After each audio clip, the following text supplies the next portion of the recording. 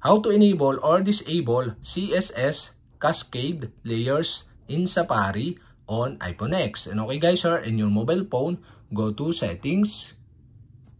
In settings, scroll down and go to Safari. In Safari, scroll down again and below, you can see here the advanced. Okay, tap this. In advanced, you can see the experimental features. Okay, go to this.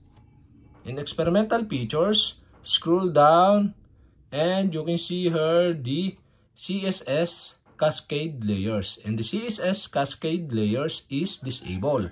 To enable this, you'll have to do is switch on the switch button on the right side. And okay guys, we have successfully enabled. And to disable again, you'll have to do is switch off the switch button on the right side. And okay guys, we have successfully enabled or disabled CSS Cascade layers in Safari on iPhone X.